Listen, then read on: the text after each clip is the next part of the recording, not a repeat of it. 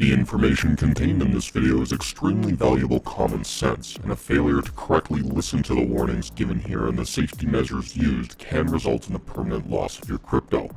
Don't be a victim. It's really easy. The other week, I bought myself one of these because I thought it would make me more secure when I'm using MetaMask on sidechains. And while it does, and it's great, it's not enough. And there is a better way. Keep your money in a wallet. Keep it loose in your pocket, keep losing, gotta stop it. Keep your money in a wallet. Keep it loose in your pocket, grab your keys, you might drop it. I've got this feeling that the money means a lot. The first way a scammer can steal your crypto is, frankly, the least likely way. In 2022, there aren't many of us left downloading torrented games or installing cracked software or visiting sketchy sites to watch porn.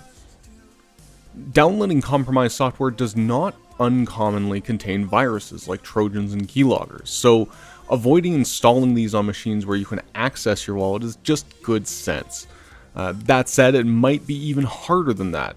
Like, if you're this person who hooked a USB dildo into their PC to charge it and then had their wallet stolen.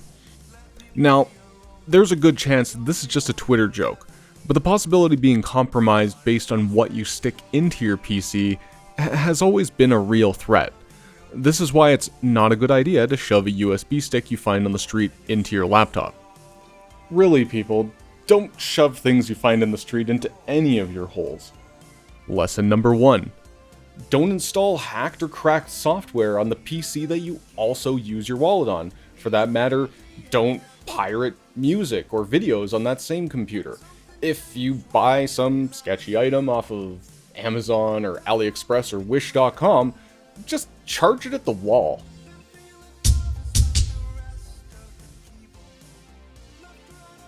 It's a modern fiction to believe that hackers are extremely Mr. Robot. You know, Black Hood, Dark Room, Linux, thousands of monitors.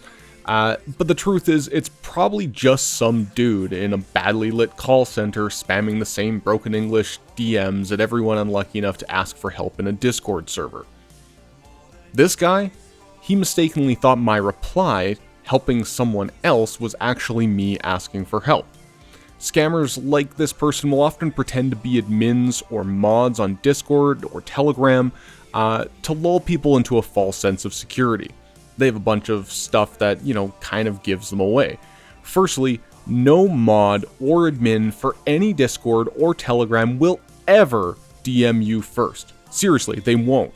If you want help, they will always tell you to DM them instead. Secondly, don't click on random sites linked to you by anyone who isn't an admin or a mod.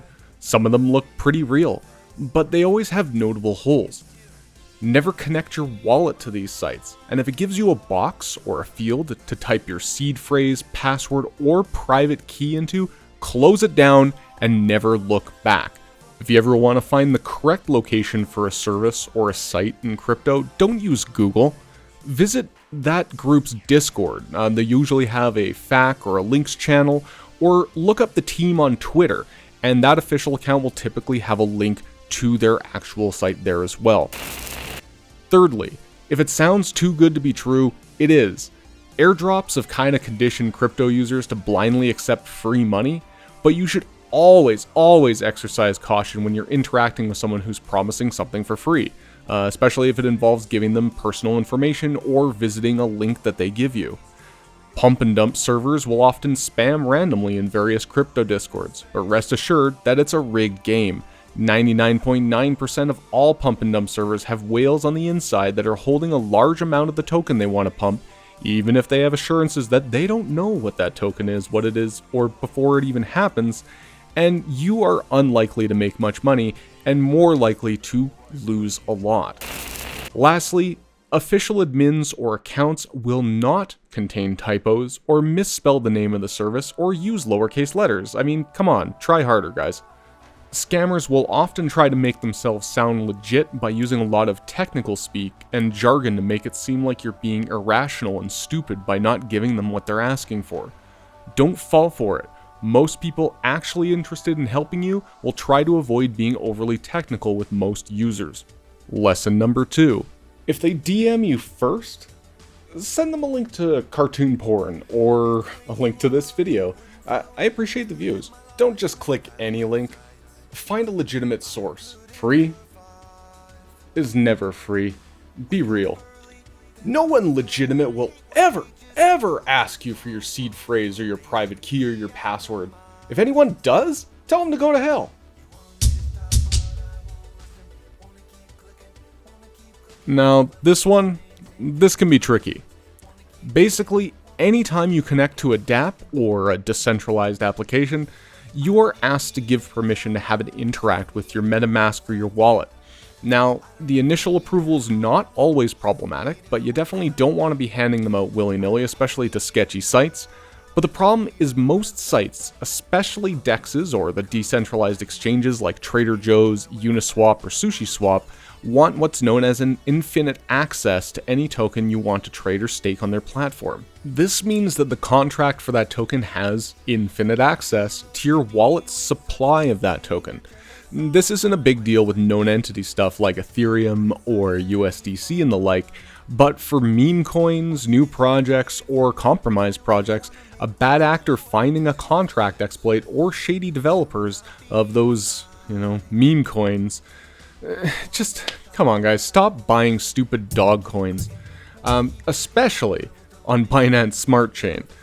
These vulnerabilities on infinite approvals can put that token at risk in your wallet, and the scammer doesn't even need your phrase or key. You can, however, manage these approvals using a tool like DBank's Approval View or websites like Unwrecked. Links, of course, will be in the description below. These sites allow you to remove those approvals after you've given them. So if you find things that you don't recognize, or you'd like to remove something that you know might be a little sketchy, you can do so very easily. Also, fake airdrops in your wallet, nothing you can do but ignore them. If you use sidechains, you're probably pretty familiar with these, and if you haven't recognized them, I'm sure you've gone somewhere and asked about them.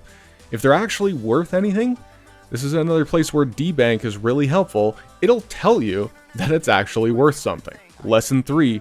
Don't give infinite approvals to sketchy coins, sketchy websites, or sketchy projects. If you do, buy those tokens and then use DBank or Unwrecked to remove those approvals shortly after. You can always re-enable them later. So flash loan and front run bots are a trick that works. This is a scam tactic where people run scripts to be able to exploit decentralized exchanges and their swapping functions to be able to either create a coin or exploit new coins and scam other people out of their money. You obviously have to have money up front to be able to use these, and they also give you a handy script to utilize to do this. You can imagine that running this script is an extremely bad idea. Nobody is giving up this information for free. Most flash loan attacks are taken on by actual developers or black hats that know what they're doing. Now, it should be glaringly obvious that these videos are a complete scam because more often than not, they're just perpetuated by spam bots on Discord and Telegram. But if you really want to get into it, you can literally just start looking around at the users that are replying on the post. Of course, the replies, because they're paid, they're fake, are overwhelmingly positive. But if you start going into them, none of these users have any activity, and they all seem to have the same registration dates. This seems pretty coincidental. And here's a few more, a couple guys with an April 7th, 2018 reg date. Again, they're all various, obviously fake accounts.